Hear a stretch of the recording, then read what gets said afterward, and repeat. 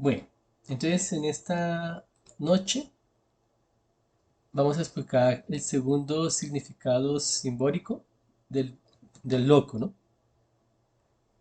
Bueno, ya vimos el significado psicológico, el significado espiritual y el primer significado simbólico, que es que el morral es un símbolo de peregrinación, ¿sí? Por eso yo titulé este arcano el peregrino, ¿cierto? Entonces, mira, el primer referente de nuestra chakra pasada es que la vida es un peregrinaje, ¿cierto?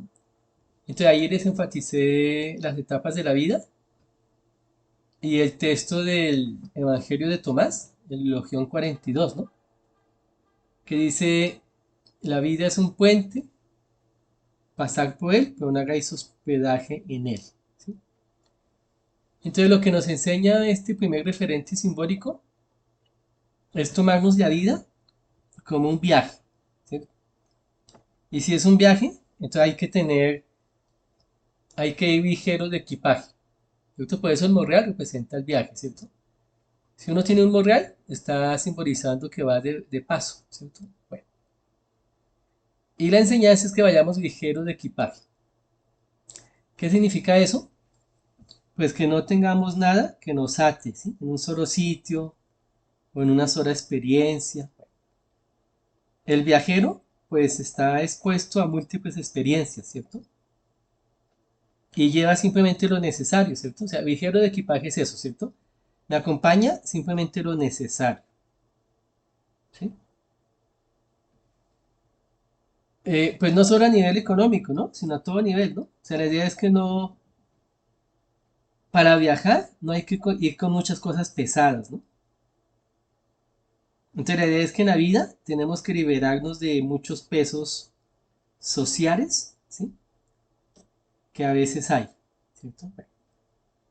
Cuando el loco sale en alguna lectura del tarot, pues significa eso, ¿no? Que hay que liberarse de los condicionamientos sociales y hay que ir ligero de equipaje. Bueno, esa es la primera enseñanza. Hoy vamos a ver el significado del segundo referente simbólico y el tercero si alcanzamos, ¿sí? De una vez en la misma charla. Mira, el segundo referente simbólico, o sea, después del morreal, es la figura del loco mismo, ¿sí? Y el loco mismo como símbolo, como referente simbólico, representa el éxtasis como estrategia de comunión con Dios, ¿sí? O con la trascendencia. Éxtasis significa como la locura, ¿no? O sea, el loco mismo representa la locura. Vamos a ver de qué tipo de locura estamos hablando. Para eso es muy importante aquí los dos textos de Platón que les cité. Y el último referente simbólico es la mascota, ¿no? Entonces la mascota es un referente, es un símbolo de la encarnación. Porque recordemos que el loco representa el espíritu, pero el espíritu está encarnado en un cuerpo, ¿sí? Entonces la mascota representa el cuerpo en que el espíritu se encarna. O sea, hablando así en términos, digamos, casi literales, nuestro cuerpo, nuestra envoltura física, biológica, ¿no? Es la mascota de la que tenemos que cuidar, ¿sí? Ahí están los tres referentes simbólicos del loco, ¿no? Entonces el morral, el loco mismo y la mascota. Bueno, entonces iniciemos en esta noche con qué significa que el loco sea un símbolo de comunión con Dios, en el sentido de una comunión con Dios estática, ¿no? Así se llama. Pues ese es el concepto, digamos, técnico, que es el concepto de éxtasis, ¿no? Ahorita vemos qué significa. Entonces comienzo leyendo el primer párrafo. La idea de la locura divina como vivencia estática, que representa el descondicionamiento de la hipnosis social, con el propósito de lograr la conexión con lo sobrenatural, fue experimentada con fidelidad en la antigua religión griega del culto a Dionisios. En contraste con Aporo, que simboliza lo solar, lo claro y lo luminoso. Dionisios refleja lo lunar, lo oscuro y lo sombrío. Es decir, la vida de lo femenino versus la fuerza de lo masculino. Bueno, después les cito hay un texto de uno de los, digamos, historiadores de las religiones los más importantes, que se llama Walter Otto, hablando del culto a Dionisios en la antigua Grecia, ¿sí? Y después les cito otro texto de Karl Kerenyi, que también es otro erudito en religiones comparadas, hablando del mismo concepto de qué significa la religión dionisiaca. Pero bueno, como yo espero que ustedes ya leyeron el documento con anticipación, entonces no vamos a hacer la lectura de estos dos textos de Walter Otto y Karl Kerenyi, sino que se los voy a explicar, ¿sí? Entonces, mira, obviamente el loco, ahí sí literalmente, ¿no? El loco representa a alguien pues, que no está de acuerdo conforme los cánones de la racionalidad social, ¿cierto? Por eso lo llaman el loco. Y evidentemente, digamos que sí tiene una locura, pero la locura que lo acompaña no es psicológica, sino que es la locura divina, ¿sí? Del éxtasis divino. Y el mejor texto que explica eso es el texto de Platón que cité aquí, que ese sí lo vamos a ver porque es que sí es demasiado iluminador, ilustrativo, de qué representa esta locura divina, ¿sí? ¿Qué significa? Estar loco por Dios. ¿Sí? Bueno, mira, refiriéndose a este tipo de locura divina, Platón escribe en uno de sus diálogos, apartado así de humanos menesteres y volcado a lo divino, es tachado por la gente como de perturbado, sin darse cuenta de que lo que está es entusiasmado. Entonces, mira, aquí la palabra entusiasmado es muy importante. Ahí se los puse en el pie de página, ¿no? La terminología del verbo griego entusiasmo remite al sentido de estar poseído por la divinidad. Entonces, mira, entusiasmado es en teos, ¿sí? Teos es Dios. Entonces, cuando digo que yo estoy en teos, entusiasmado, ¿sí? En español, significa que estoy poseído por una fuerza divina. Y eso es lo que ocurre a los practicantes de las religiones del mundo, que la gente no entiende, ¿no? Y la gente lo llama fanatismo. Y pues sí, o sea, en un sentido tiene razón de que los que tienen esta locura divina están actuando de forma extraña, ¿cierto? Pues no normal. Entonces, mira, Platón lo sigue explicando ahí en el mismo texto. Dice, es en el ferro, el numeral 249. Entonces sigue diciendo Platón. Y aquí es precisamente a donde viene a parar todo este discurso sobre la cuarta forma de locura, aquella que se da cuando alguien contempla la belleza de este mundo y recordando la verdadera, besar en aras, y así arado reentran deseos de alzar el vuelo, y no lográndolo, mira hacia abajo, hacia arriba, como si fuera un pájaro, olvidado de las de aquí abajo, ¿sí? De las cosas de abajo, y dando ocasión a que se lo tenga por loco. Así que de todas las formas de entusiasmo, entusiasmo significa locura, ¿sí? Es esta la mejor de las mejores, tanto para el que la tiene como para el que con ella se comunica. Y al partícipe de esta manía, al amante de lo bello, se le llama enamorado. Bueno, entonces mira, en el texto de Platón está como más explícito qué significa esta locura divina. Mi idea es que llega un momento en la búsqueda de Dios que uno entiende que este mundo fue construido con un significado y sentido distinto al mundo divino. Y uno entiende que la construcción de lo divino tiene más valor, tiene más sentido que la construcción del humano. Entonces, mira, el día que usted entienda eso, pues obviamente usted ante los ojos del mundo, pues está loco. Y pongamos ejemplos específicos. O sea, si usted entiende que hay más valor, ¿sí? Que hay más riqueza, que hay un mayor tesoro en la búsqueda de sabiduría y virtud, ¿no? que es lo que llamamos antes, que es la ciudad de Dios, ¿no? O sea, los ciudadanos de la ciudad de Dios buscan ser sabios y virtuosos, pero los ciudadanos de la ciudad terrenal buscan la riqueza, el poder y el prestigio, ¿cierto? Que fue lo que vimos anteriormente, en el significado espiritual del loco.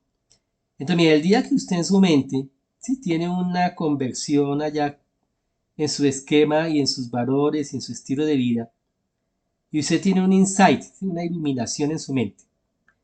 Y el día que usted entienda que hay más valor, hay más riqueza, ¿sí? Hay mayor sentido, hay mayor propósito, ¿sí? Hay más lógica. O sea, en todo sentido tiene mayor significado la búsqueda de la sabiduría y la virtud que no la búsqueda de la riqueza, el poder y el prestigio. Pues ese día usted está pensando de una forma que para el resto del mundo es una especie de manía, ¿sí?, de locura, ¿sí? Pues obvio, porque si a usted le dicen a usted qué prefiere, y ahí hay ejemplos sencillos, ¿no? Hoy en día se hacen esos experimentos sociales. ¿Usted qué prefiere? ¿Prefiere una conferencia donde usted va a escuchar y se va a llenar de conocimiento? ¿Sí? ¿O prefiere que 100.000 pesos? ¿Usted qué prefiere? ¿Un libro o 100.000 pesos? Por ahí vi en TikTok ese experimento que hace alguien, muy chévere, mía. Dice, mira, ¿usted qué prefiere? ¿La Biblia o algo, bueno, algo llamativo? A veces ha puesto comida. Es alguien en TikTok, ¿no?, que hace eso. Y a la gente de la calle le dice, bueno, coja lo que quiera. Y le ofrece dos cosas, una Biblia y un pan, una empanada, una gaseosa, un refresco o algo llamativo. Y le dice, ¿qué prefieres, la Biblia o el refresco, o el pan, o la manzana? Bueno, lo ha hecho con hartos elementos. Y la mayoría de la gente desecha la Biblia, ¿sí?, y coge lo otro. Lo ha hecho con hartas cositas. Así que se me olvidó con todo lo que ha hecho, pero lo ha hecho con manzanas, con empanadas, con panes. Bueno. Y en la Biblia, dentro de la Biblia, hay 50.000 pesos o 100.000 pesos, ¿sí? Y muestra cómo solamente, por ejemplo, en un TikTok, una vez solamente una viejita cogió la Biblia y le decía, ¿por qué? Dice, porque yo necesito alimentar mi alma antes que el cuerpo. Entonces prefiero el alimento del alma que el alimento del cuerpo. Y cogió la Biblia, bueno, y encontró los 50.000 pesos dentro de la Biblia. Entonces, mira, el día que usted escoja, ¿sí?, la sabiduría y la virtud, en vez de la riqueza, el poder y el prestigio, pues usted está loco ante los ojos del mundo, ¿sí? Por eso, evidentemente, el encuentro con la divinidad es una especie de locura, ¿sí?, a los ojos de la gente, ¿sí?, que no entiende el asunto, ¿sí? Y eso pasa, por ejemplo, con muchos jóvenes que conocen algún tipo de discurso espiritual y los papás, pues, extrañados, ¿no? Porque dicen, mi hija se metió en una secta, se volvió fanática, y dicen, está loca, ¿sí? Porque de pronto ya no come carne, suponiendo, ¿no? De pronto es vegetariana, se metió a los Hare Krishna, o de pronto se metió a un grupo musulmán, y entonces ya se pone el hijab y se viste distinto, y ya no va a fiestas y ya no toma.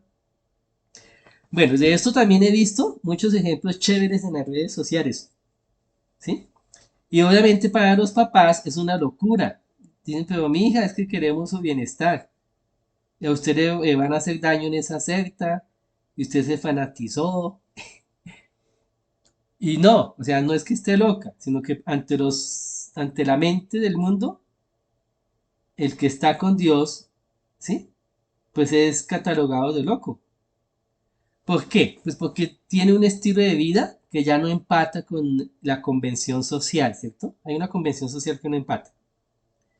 Bueno, quisiera contarles el otro ejemplo que vi en las redes sociales muy chévere. Del programa ese, el programa de esa, como que es cubana, sí, es cubana. La doctora Poro, ¿no? Del caso cerrado. Mira que fue muy interesante. Lo vi en TikTok. La hija es musulmana, ¿sí? Se convirtió. Es una muchacha joven, bonita, como de 17 años. Y ya usaba el hijab, ¿no? O sea, la pañoleta en el cabello. Y entonces, y los papás normales, ¿sí? Bueno, viven en Estados Unidos. Y entonces la hija fue, pues bueno, allá se supone que el que va hace una petición de derecho, bueno. Y la petición que ella hizo, la hija, es que quería la emancipación. O sea, ella es menor de edad, ¿no? ¿Y qué significa la emancipación? Pues que quería ya no tener custodios, ¿sí? Porque los papás son los custodios de los menores de edad. Y explicó todo el caso, ¿no? Entonces estaba demandando a los papás. Y es porque los papás le prohibieron volver a la mezquita y, bueno, y seguir su fe. Y entonces bien interesante, porque todo lo que ella dijo era muy lógico, ¿no? Ella pues no, es que yo no soy fanática, yo simplemente me convertí al Islam, ¿no? Y uno lo entendería.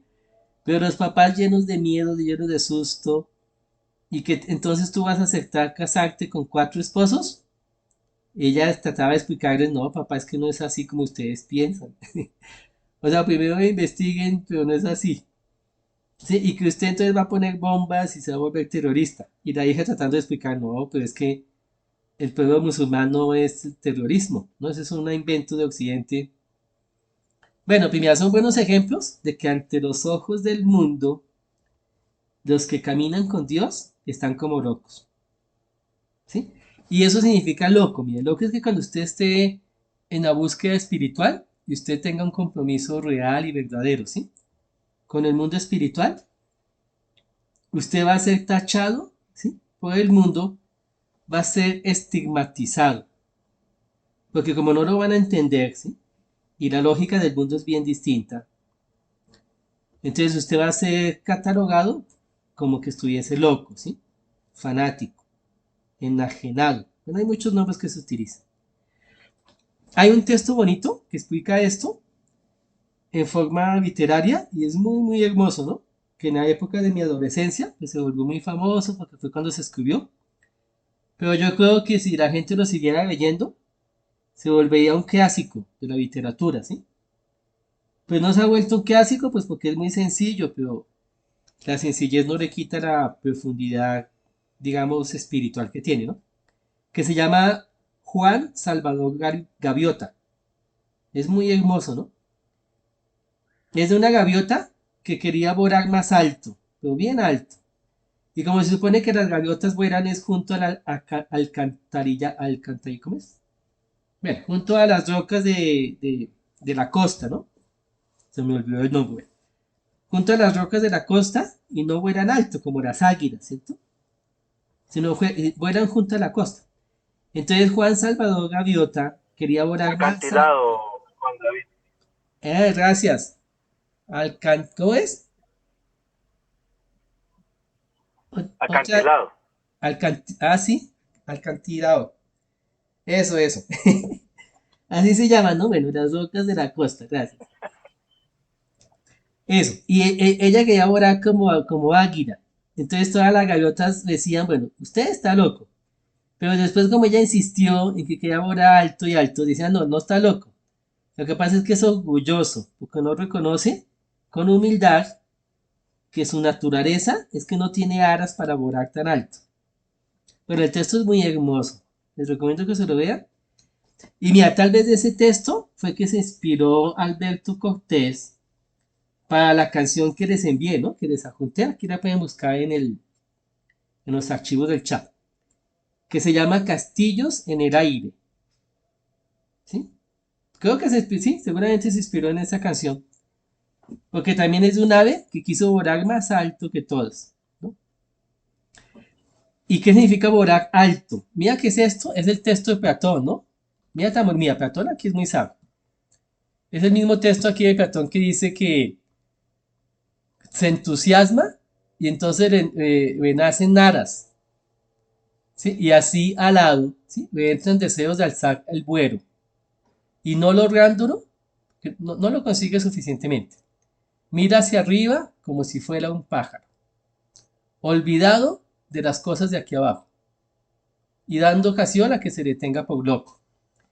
Entonces, mira, el día que te salgan alas para volar, no dejes que el estigma te corte las alas. Bueno, te hagamos aquí un matiz.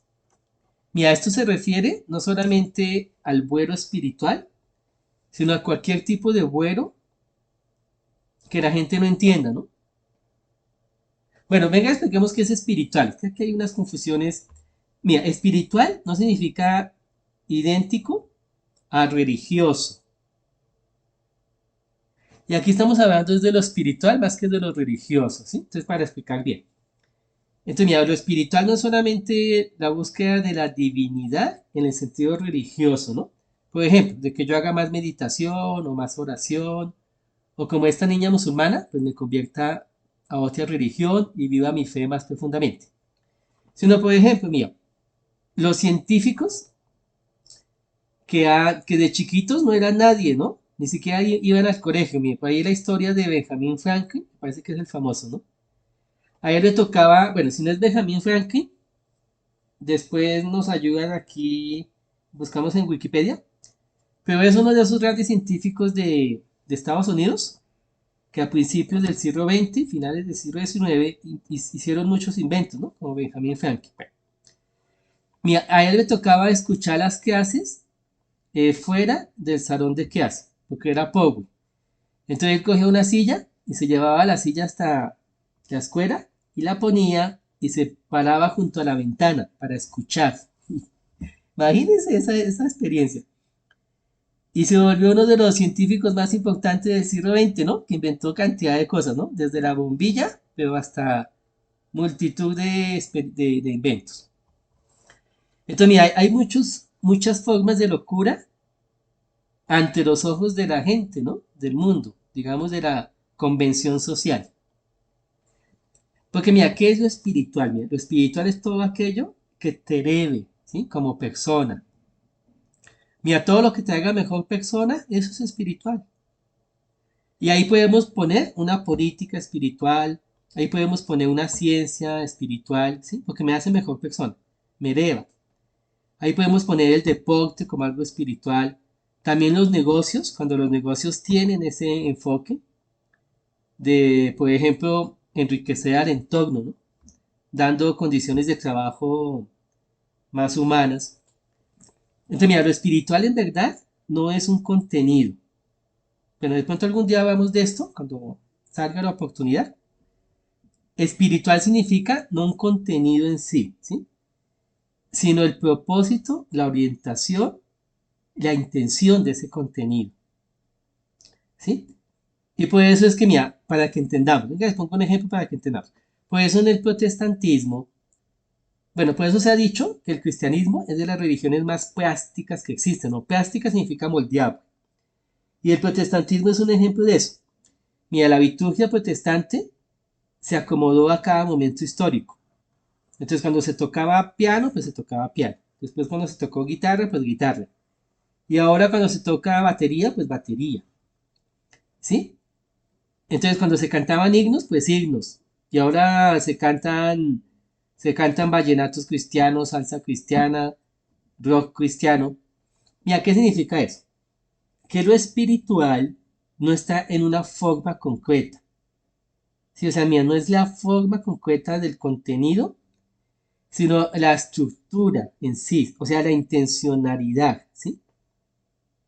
Porque alguien dirá, bueno, eso no es cristiano el vallenato, o no es cristiana la salsa. No, lo que lo hace cristiano a esa música no es tanto la forma musical, ¿sí? Sino el propósito, la intención, ¿sí? Entonces, mire, si es algo que eleva mi alma, ¿cierto? Si es algo que eleva mi espíritu, que me hace volar, es espiritual, ¿sí? Entonces, por ejemplo, estaba pensando, mira, bueno, en eso pueden haber ejemplos muy claros de entender y otros no tan fáciles. Mira, es evidente que hay una política espiritual, ¿sí? Y hay una política que no es espiritual, ¿cierto? Porque hay una forma de hacer política que eleva las almas y otra que no las eleva. Y en ese sentido hay música espiritual y hay arte espiritual y otra que no. Y en ese sentido también pueden haber negocios espirituales y negocios que no. No porque se maneje o no se maneje dinero, sino por la manera, la orientación, el propósito y el sentido de ese manejo del dinero, ¿sí? Por eso podemos hablar de una sexualidad espiritual o de una sexualidad que no sea espiritual, aunque ambas sean sexualidad, ¿no? Bueno, esto es importante, ese matiz, para que entendamos porque a veces confundimos lo religioso. Mira, lo religioso obviamente sí es espiritual, ¿no? También es que la gente no entiende. Claro, porque, pero es una manera de lo espiritual, una de tantas. O sea, mira, ¿cómo elevo mi alma? Pues el camino de la religión es para elevar el alma. Entonces, obviamente todo lo religioso es espiritual, porque eleva el alma, ¿sí? Pero existen otras maneras de elevamiento del alma, ¿sí? O sea, dentro de la cultura humana, no solamente en el espacio de la fe religiosa, es la estrategia de elevamiento del alma, ¿no? Hay otras. Y en ese, por ejemplo, un gran ejemplo es la política, ¿no? O sea, la política que es solidaria, que asiste al pobre, que defiende la equidad y la justicia, pues es de lo más espiritual que hay. Una economía, digamos, que sea sostenible, ¿cierto? Que sea ética. Hay un texto muy bueno de una filósofa española, se llama Adela Coctina, que se llama La ética en la empresa, ¿sí? O la ética empresarial. Entonces, mira, eso es espiritualidad, ¿sí? Lo que nos herede. Y todo aquello que nos abaje, o sea, que nos rompa las alas, ¿sí? Y que nos haga rastrearnos por la tierra, que no nos permita elevarnos en las alturas, ¿sí? Como metáforas. Pues no es espiritual, así se llame religioso. Entonces, claro, si usted asiste a algún tipo de práctica espiritual que está totalmente contaminada por intereses económicos, pues obviamente esa práctica espiritual que está atravesada por el interés económico, pues ya no es espiritual realmente, ¿sí? Así se llame retiro de meditación o se llame como se llame. Pues si usted ve que la atraviesa son los intereses económicos, pues ahí ya no hay espiritualidad, ¿sí? Bueno, eso es bueno entenderlo, porque a veces se nos ha olvidado. Y por eso la metáfora de Platón es tan interesante. Mira, él habla de las aras, del amante de lo bello y lo bueno, y lo verdadero. Bueno, aquí en este texto solamente habla de lo bello, pero hay otro texto, ¿sí? Donde habla que las aras es la búsqueda de lo bello, lo bueno y lo verdadero. Entonces, mira, todos los que están en la búsqueda de esos tres contenidos están en la búsqueda de la espiritualidad. Por eso los científicos que están en la búsqueda de lo verdadero, ¿sí? Es una forma de espiritualidad, ¿sí? Hacer ciencia. Los políticos que están en la búsqueda de lo bueno, ¿sí? Es una forma de espiritualidad. Y los bellos, bueno, aquí la búsqueda de lo bello y el enamorado, bueno, como ejemplo de eso. Pero entonces, bueno, entonces hagamos un cierre de este primer simbolismo. Entonces, mira, ¿qué significa el éxtasis de la locura divina? Mira, significa que tu búsqueda de la trascendencia, tu caminar con Dios, ¿sí? Te va a llevar a tener experiencias que ante los ojos de la gente que no entiende, te van a tachar de fanático, loco, enajenado. Te van a estigmatizar. Pero tú sabes que no estás loco, ¿sí? Tú sí sabes que no estás actuando conforme a la lógica del mundo. Pero tú sabes que la lógica de Dios no es tan loca como la gente. Pues sí, puede que lo llamen loco, puede que sí, en un sentido sí está loco. Pero tú sabes que es buena, es sabia y es verdadera, ¿sí? Y es bella. Y eso te basta, ¿sí? Entonces, aunque tu familia no te entienda, aunque la gente no entienda, a ti te basta tener la paz y la felicidad y el gozo de Dios. Porque sabes que estás haciendo lo que Dios te pidió, ya sea en tu familia, en tu empresa, ¿sí? En tus negocios, en la escuela, en la universidad, en tu profesión. Tú sabes que eso que estás haciendo fue un sueño que Dios puso en tu corazón, ¿sí? Y que te está elevando. Y juntamente contigo, eleva a los que están en tu entorno. Mira, eso es un criterio para saber que lo que yo estoy haciendo es de Dios. Mira, si lo que yo estoy haciendo es de bendición mía y mi entorno, o sea, si lo que yo estoy haciendo es para el bien común, no solamente para el bien personal, entonces yo sé que esto viene de parte de Dios, ¿sí? Bueno, entonces mira, hay muchas formas de espiritualidad, ¿no? Pero toda forma de espiritualidad siempre es una locura ante los ojos del mundo. Lo que sea. Bueno, el último ejemplo que se me viene, yo creo que es muy significativo de verdad, ¿sí? Y no es porque seamos colombianos. Pero bueno, si vieron el partido de la selección Colombia femenina y vieron el gorazo que se metió Winda Caicedo, mira lo más extraño, que yo no sabía, pero estuve leyendo en la biografía de ella. A ella le dio cáncer de útero o de ovarios, no estoy seguro exactamente. Fue uno de los dos, ¿no? Cáncer de alguna de los órganos femeninos, como que de ovarios o de útero. Güey. A los 15 años, imagínense en eso.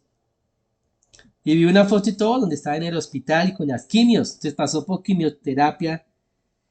Y 2 años después, a los 17 años, ahorita tiene 18, ¿no? Bueno, Dios no solamente le devolvió la vida, ¿sí? La sacó del cáncer, sino que le dio una vida 100 veces más abundante, ¿no? Porque lo que Vinda Caicedo está haciendo, ¿sí? Y ya juega en el Real Madrid, no es asombroso. Entonces, mira, esto es lo que uno dice las locuras. Bueno, ¿y por qué creo que es una locura? Porque mira, ¿quién pensaría si Vinda Caicedo diría, ¿no? Ah, bueno, hay otra jugadora. Bueno, no me acuerdo si es Catarina. Es otra de esas también famosas. Que el médico le dijo, porque tuvo una, jugando, tuvo una lesión, no sé si de tobillo, de rodilla, de qué. Y el médico le dijo, bueno, retírese, porque usted ya no puede volver a jugar. Y entonces Catarina, me parece que es Catarina, le dijo, no señor, a mí el que me dice cuando me retiro de jugar no es usted, señor médico, es Dios. ¿Y cómo así que me voy a retirar de jugar? Entonces, mira, aunque para la racionalidad científica del médico, ¿sí? Porque había tenido ahí un percance, un accidente gravísimo en el tobillo, en la rodilla, que no me acuerdo dónde era. Para su racionalidad científica, retírese de jugar porque si usted sigue jugando, peor, ¿cierto? Entonces, por su bienestar, retírese. Y de los que asistieron a Vinda Caicedo con cáncer y con quimioterapias, que iban a imaginarse que 2 años después iba a ser la primera jugadora que en un mismo año ha disputado 3 mundiales: sub-17, sub-20 y mundial de mayores. Y en los tres ha metido gol en este mismo año, en 2023. O sea, la verdad es que es una locura, ¿sí? Y eso es lo que Dios hace, mira. O sea, mira, si estas niñas se hubiesen dejado guiar por la racionalidad, ¿no? Si ellas hubiesen sido realistas, eso es lo que la gente dice, ¿no? Dice, ponga los pies en la tierra. O sea, si uno deja de volar, ¿sí? Si uno deja que le corten las alas y uno pone los pies en la tierra, ahí sí que comete una locura. Ahí sí, ¿sí? Mira, es que tenemos, ¿sí? Tenemos que mirar hacia lo alto.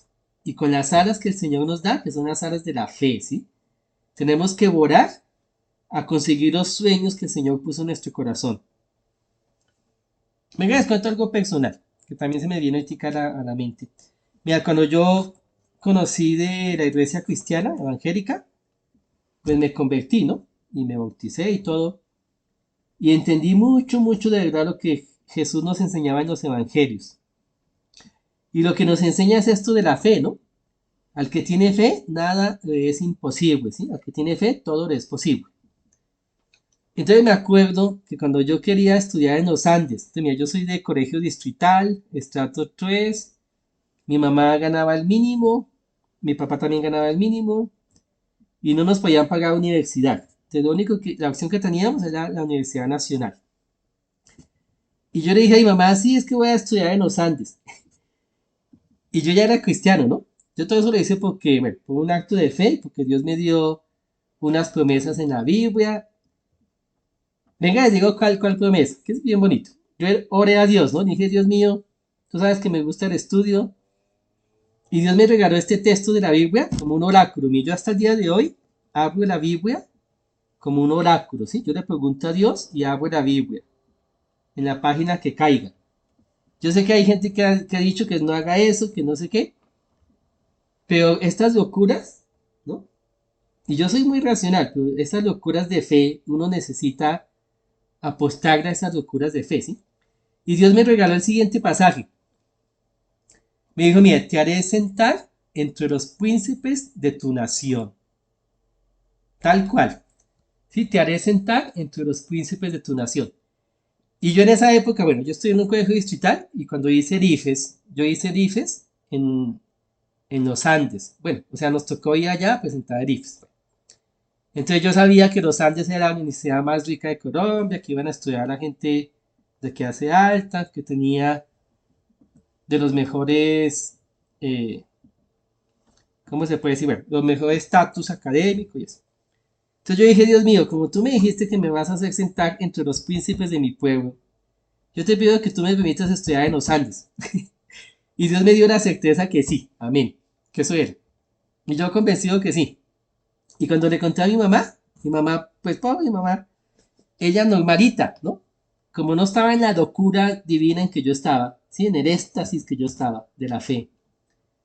Mi mamá se rió y me hizo mala cara y me descalificó, ¿sí? O sea, ni siquiera me animó ni me dijo, pues sí, tal vez si Dios quiere, esperemos en Dios, no, nada de eso. Porque se sintió de pronto, como ella no me podía pagar, ¿sí? Entonces de pronto, claro, sintió que ya, bueno, solo Dios sabe ya lo que pasó en su cabeza, en su mente, en su corazón, cuando yo le dije eso. Pero entonces me acuerdo, ¿sí? Que no, es una locura. Bueno, después, ¿por qué llegué a los Andes? Pues porque yo tuve un buen IFES, tuve un IFES de superior alto. Entonces en los Andes para los mejores IFES habían becas o medias becas. Entonces me gané media beca y la otra mitad de la matrícula la pagué siendo monitor de cursos. Bueno, ya tenían muchas facilidades para que los buenos IFES fueran a estudiar. Y no estudié una carrera, sino tres carreras, ¿sí? Entonces me acuerdo que la gente me decía, es que usted tiene papá rico porque estudia ya tres carreras. Y yo decía, sí, yo tengo un papá rico. Pues yo pensaba en el Padre Celestial que tenemos en los cielos. Mira, si usted no tiene una fe que se aproxime a la locura, ¿sí? A los estados estáticos se llaman en psicología. Al éxtasis. O sea, mira, si tu comunión con Dios es demasiado racional, demasiado terrenal, con los pies en la tierra, eso no es fe. Eso simplemente es una creencia intelectual. El día que tú conozcas la fe de Dios, ¿sí? La fe que Jesús nos enseñó a tener. Dice, mira, que el que tuvieres fe hará que las montañas se muevan. ¿Sí? Si tuvieres fe como un grano de mostaza. Todo es posible al que cree. Mira, el día que tú participes de esta comunión con Dios, que es una locura. Es que mira, si no es locura, si la gente no ve que estás loco por Dios, es que no estás con Dios. O sea, el amante de Dios hace cosas que el mundo no va a entender. ¿Sí? Y de eso se trata la vida, de que vivamos con aras, volando. ¿Sí? ¿Quién iba a creer lo que está pasando a Vinda Caicedo y a Catarina, los médicos, ¿sí? La racionalidad occidental. Mira, no dejen que ningún discurso racional, ¿sí? Por más inteligible que sea, te corte las aras y te robe la fe. ¿Sí? Vivir en la locura del éxtasis divino es permitir embriagarme. Sí, mira, de verdad, esa es la palabra que utiliza también el Nuevo Testamento. Dice, mira, no os embriaguéis con vino, sino embriagaos, o sea, emborrachaos, ¿sí? Con el Espíritu Santo. Mira, cuando usted sienta que allá dentro de su corazón, ¿sí? Hay una fuerza divina, hay un entusiasmo. Mira, la palabra entusiasmo es muy importante, no riega. Entusiasmo significa poseído por Dios, en teos. Mira, por eso hoy en día el nuevo título, el nuevo término para los alucinógenos ya no es alucinógenos, porque los alucinógenos son plantas sagradas.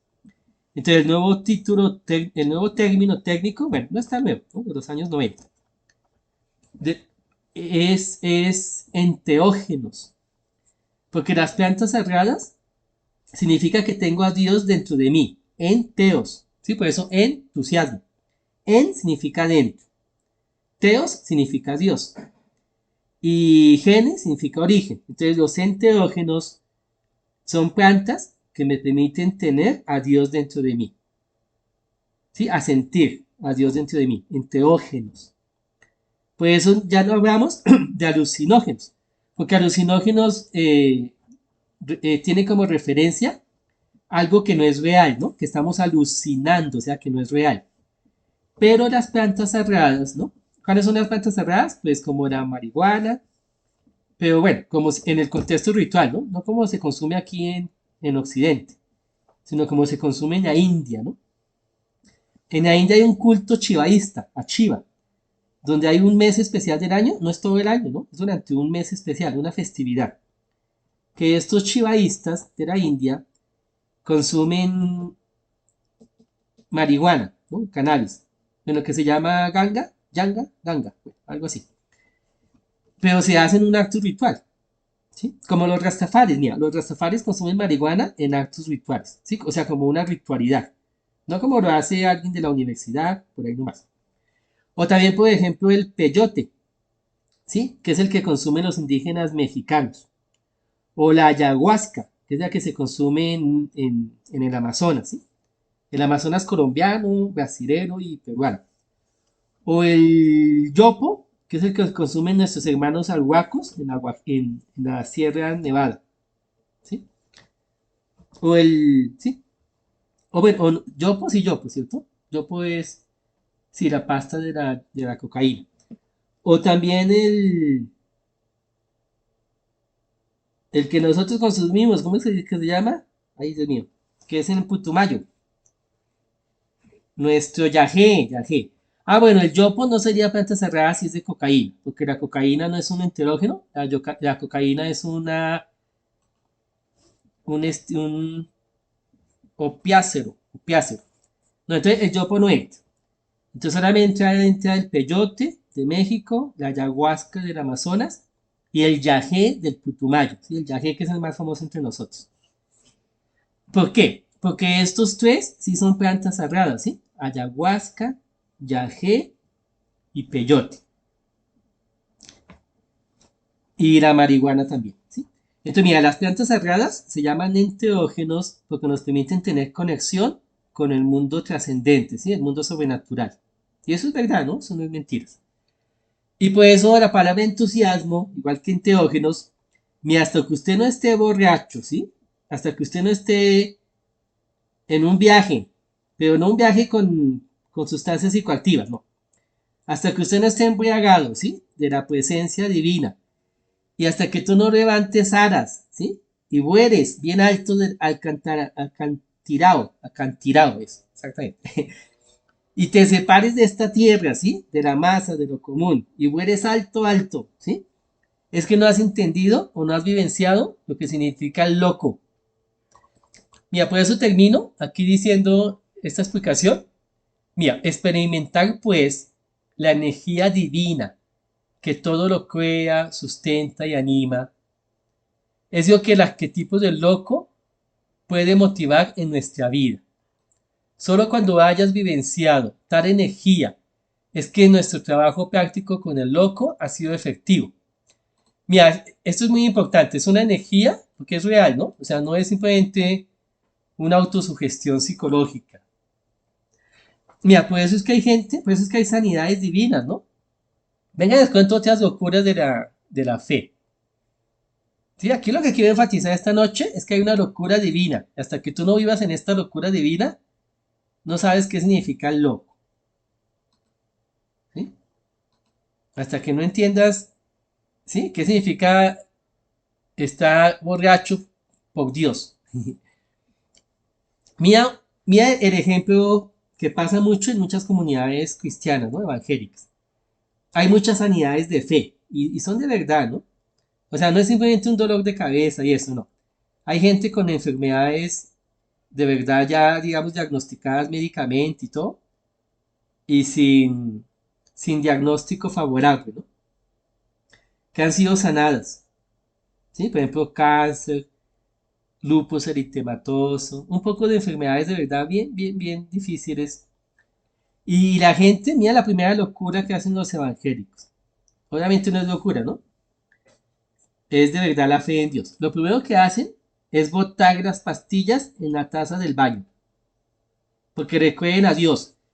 Entonces dicen, Dios mío, tú me vas a sanar de esto, porque tú me has prometido una vida y vida abundante, porque yo todavía tengo tiempo para compartir con mis hijos. porque todavía no he terminado mi tarea en este mundo. Porque yo creo que Jesús resucitó, ¿sí? Y que tú tienes el poder de sanarme, ¿sí? Más allá de la sabiduría de los médicos o de la medicina. Y hacen como un acto simbólico, ¿sí? De que creen a Dios. Dicen, Dios mío, yo boto estas pastillas, esta cantidad de pepas por el inodoro, ¿sí? Del baño. Y dejo de tomarme estas pastillas, porque yo le creo a Dios que me va a sanar. Y se sanan. O sea, eso lo ve cualquier médico y dice, uy, se está suicidando, porque usted no puede vivir sin esas pastillas. Y el creyente en Dios sabe, porque tiene una convicción, ¿sí? Está embriagado de este espíritu dionisiaco. Ah, bueno, es que Dionisio significa vida. Bueno, por eso lo puse ahí, no lo he enfatizado mucho en esta explicación. Pero mira, la religión dionisiaca es la religión de la fertilidad, de la abundancia, del comer, ¿sí? De la vida. La vida. O sea, mira, Aporos es el que representa lo contrario de Dionisios. Apolo representa la disciplina, el control, el orden, ¿sí? Digamos, el ayuno, la abstinencia. Apolo, ¿sí? Apolo significa la racionalidad. En cambio, Dionisios significa la exuberancia, ¿sí? Significa la locura divina. Por eso Dionisios tiene como sacerdotisas a mujeres. Porque en lo femenino, a diferencia de lo masculino que representa Poros, lo femenino es el símbolo de la fertilidad, ¿cierto? Es el símbolo del canto, ¿sí?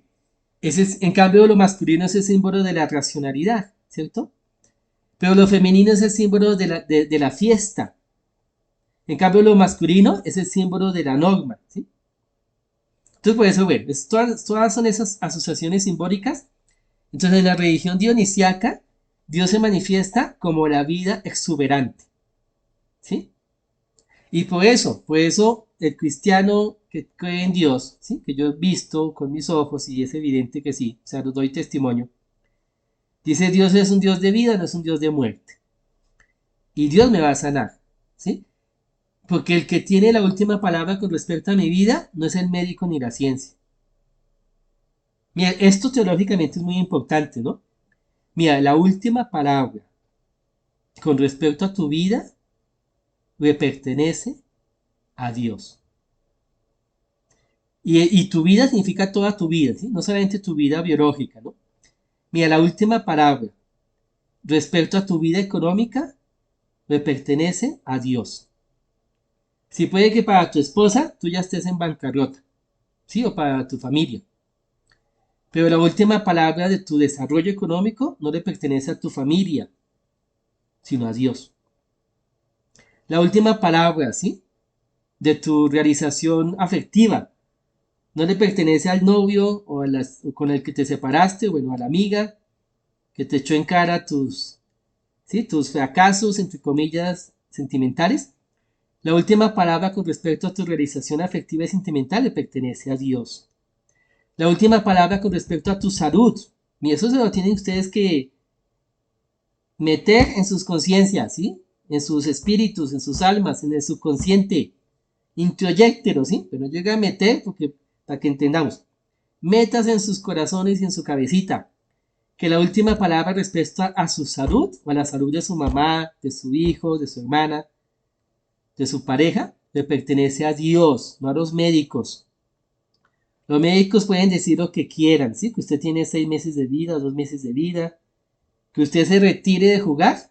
Y Catarina, mira, a mí me llegó al alma esos testimonios. Catarina dijo al médico ahí de una, ¿no? Porque es que ya estoy así, dice las cosas y no se las guarda. Eso está muy bien, porque no hay que ser políticamente correcto. Y dijo, no, señor, la última palabra de mi desarrollo profesional y deportivo no la tiene usted, señor médico. La tiene es Dios. Y ahí está en el mundial, ¿sí? Entonces, mira, bueno, y esto, mira, ¿por qué le digo que es muy importante teológicamente? Porque, mira, cuando tú le das la última palabra a algo distinto que no sea Dios, es un acto de idolatría. Mira, ¿qué significa idolatría? Eso lo explica muy bien Eric Fromm en el texto que le cité aquí en el loco, que ahí está al principio. que se llama ser o tener. Mira, toda la primera parte del Ixod es explicando el concepto de idolatría en el Antiguo Testamento. Imagínense, para explicar qué es la diferencia entre el ser y el tener, ¿no? Una vida que se basa en el ser, en lo que soy, o una vida que se basa en el tener, que es lo que Occidente nos enseñó, ¿cierto? Y él introduce el texto explicando el concepto de idolatría en el Antiguo Testamento, que es, mira, cuando tú crees que hay algo distinto a Dios y lo catalogas como absoluto, o sea, cuando tú absolutizas cualquier cosa que no sea Dios. O sea, mira, el único absoluto es Dios. Y cuando tú absolutizas cualquier cosa, ¿sí? Que no sea Dios, eso es idolatría. ¿Qué significa que absolutizas? Que tú no reconoces que todo es relativo. ¿Qué significa que es relativo? Que es pasajero, que es temporal, que no permanece. O sea, el único absoluto, o sea, la última palabra, ¿sí? Lo definitivo, viene de Dios, ¿sí? Usted no absolutice nada. Usted no le otorgue la última palabra a nadie. Eso es un acto de idolatría. Mira, la última palabra con respecto a tu desarrollo económico, a tu vida afectiva, al futuro de tus hijos, ¿sí? La última palabra pertenece a Dios. Si la última palabra respecto a esto no me lo dice ni un político, ni un psicólogo, ni un médico. La última palabra es de Dios. Y las buenas nuevas que Jesús nos trajo es que no solamente la última palabra le pertenece a Dios, sino que esa última palabra de Dios es vida y vida en abundancia, y es vida eterna, y es perdón. O sea, es una última palabra buena, sí, nunca es mala. Mira, nunca es mala, así se llame muerte. ¿Sí? Hay una canción de San Francisco de Asís que lo explica muy bonito. Porque la gente piensa, ah, pero si es muerte, es malo. No. Mira, la muerte, como dice la canción de San Francisco, puede ser una liberación. Dice la muerte, cuando toca tu puerta, cae salud. Porque es que la salud del alma puede ser la muerte del cuerpo, ¿sí? Entonces, mira, la última palabra no solamente pertenece a Dios, sino que la última palabra de Dios con respecto a nuestras vidas es una palabra buena, de bendición, ¿sí? Nunca de condenación, nunca. Bueno, esa es la fe del que está loco y entusiasmado por Dios, está embriagado de Dios, ¿sí? Y por eso, mira, en este contexto es que entendemos, ¿sí? Mira, para que entendamos, en el contexto de la fe. En este contexto entendemos por qué el suicidio no es una acción, ¿sí? Porque el suicidio significa que ya perdí la fe en que la última palabra pertenece a Dios. Ya perdí la esperanza, ¿sí? Estoy desesperanzado. Pero el que tiene esperanza, el que tiene fe, sabe que, listo, hoy tuve bancarrota económica, hoy tuve una pérdida económica, hoy estoy enfermo, tengo una pérdida de mi salud, hoy estoy solo, tuve una pérdida emocional, bueno, lo que sea. Hoy mi equipo de fútbol, eso lo saben los futbolistas, ¿no? Hoy perdimos, pero es que mañana podemos ganar, ¿sí? Entonces, mira, esta es la locura divina, ¿sí? La locura divina es que tú te atrevas a pensar con los pensamientos de Dios, ¿sí? Y actuar lo que Dios te pida que actúes, aunque el mundo no entienda. Pero si Dios te lo puso en el corazón, tú sabes que ahí es el camino. Y tú sabes que lo tienes que hacer y que Dios te va a ayudar, ¿sí? Y los que antes se reían de ti, te estigmatizaban y te descalificaban, mínimo, mínimo, ¿sí? Si es que no son humildes, mínimo tienen que guardar silencio, callar la boca. Si es que no te lo reconocen y te piden perdón. Pero mínimo van a tener que guardar silencio cuando vean lo que Dios va a hacer contigo, con tus locuras. ¿Sí? Ah, que no haga eso, que no, que ponga los pies en la tierra. No, señor. Es que mira, Dios me guarde de poner los pies en la tierra. Gracias a Dios tengo mis alas y están volando. Y no voy a dejar que nadie me las corte. Porque yo estoy entusiasmado. Dios me tiene embriagado, ¿sí? Con esta locura divina que me hace pensar más allá, ¿sí? que me hace ver más allá de mis narices, que me hace tener una visión de futuro y me eleva. Mira, ¿qué pasa cuando me elevo? Mira esta otra metáfora tan bonita. Cuando tú tienes aras, ¿no? Porque aquí el loco, según Platón, ya vimos, ¿no? Es al que le nacen aras y quiere volar, volar. Como Juan Salvador Gaviota, ¿no? Que quería volar más alto. Mira esta metáfora tan bonita. Cuando tú dejas que te nazcan las aras, ¿sí? Y dejas de arrastrarte por la tierra y tú vuelas alto, tú comienzas a ver en perspectiva. O sea, tú comienzas a ver con otro enfoque. Porque cuando tú estás en la tierra, mira, piensas que estás en un laberinto. Esta es una imagen que se ha utilizado mucho en la mitología del mundo, ¿no? En los estudios de religiones comparadas. Por eso el laberinto es un símbolo del camino espiritual, ¿sí? Del peregrinaje. Cuando tú estás abajo en el laberinto, tú tienes que escoger si camino este camino o camino el otro camino, ¿cierto? Y hay caminos que te llevan a la salida y hay caminos que te dejan dando vueltas en el laberinto. Y entonces tú, es difícil, ¿cierto? Porque tú estás ahí abajo y pues no ves. ¿Qué pasaría si tú te elevas encima del laberinto y tú con las alas ves? Significa que tú ya puedes ver el camino que te lleva a la salida. Sí, aunque parezca una locura. Pero las alas de la fe te permiten ver las decisiones de la vida con otro enfoque, con otra perspectiva. Y aunque la gente piensa que estás dando vueltas o que te estás perdiendo en los caminos de la vida, dicen por ahí no es. Tú sabes a través de la fe que te elevó y te permitió ver desde arriba. Tú sabes que sí es por ahí. Porque Dios te ha dado la convicción. ¿Sí? Porque tú tienes en tu corazón un entusiasmo, una alegría, una paz y una felicidad que te dicen hazlo y confía en mí, confía en Dios.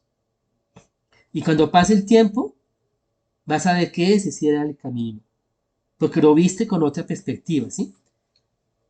Entonces, mira, el loco es ese. El loco es el que se levanta en vuelo y vuela a lo alto, separado de los mundanares afanes de esta vida, ¿sí? Y entonces así, alegre, ¿sí? Por el mundo, contento, sonriente, va caminando por el mundo en su peregrinaje, ¿sí? Porque hay un vino que es el vino de la fe, que lo tiene entusiasmado, ¿sí? Animado, y por eso sonríe, ¿sí? Y no se desalienta. Bueno, ese es el loco. O sea, mira, esto es casi literal, ¿no? De verdad. Solo que la cuestión aquí metafórica es que es tu vida la que se embriaga, ¿sí? Ya no tu cuerpo. Pues toda tu vida, ¿no?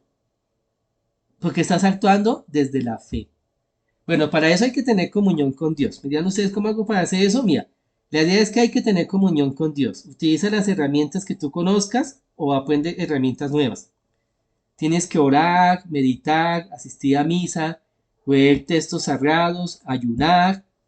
De pronto, si quisieras, algún día una toma de yagé, si quisieras, bueno. Sea el canto, tienes el canto espiritual, el que sea. Mira, sea la estrategia que sea, ¿sí? Si tú estás en comunión con Dios, si tú estás conectado con el mundo espiritual, vas a ver que el vino de los dioses, ¿sí? La locura de Dios va a bajar sobre ti.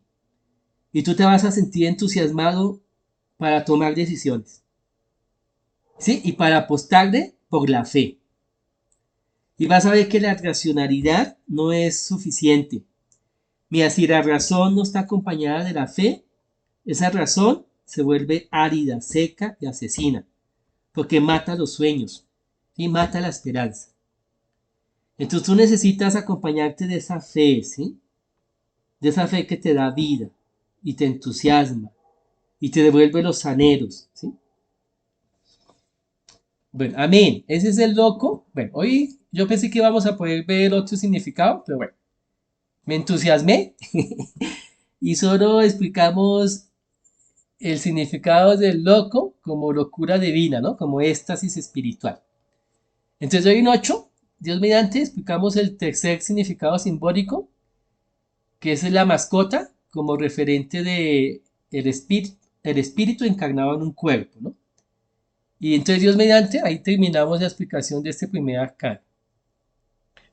Bueno, les invito a que vuelvan a escuchar la canción de Alberto Cortés, Castillos en el Aire, que representa esto tal cual, ¿no? Literal. Aunque la gente nos llame locos, pero la locura divina es la sabiduría real, ¿sí? Bueno, amén. Dios nos bendiga y nos vemos en 8 días.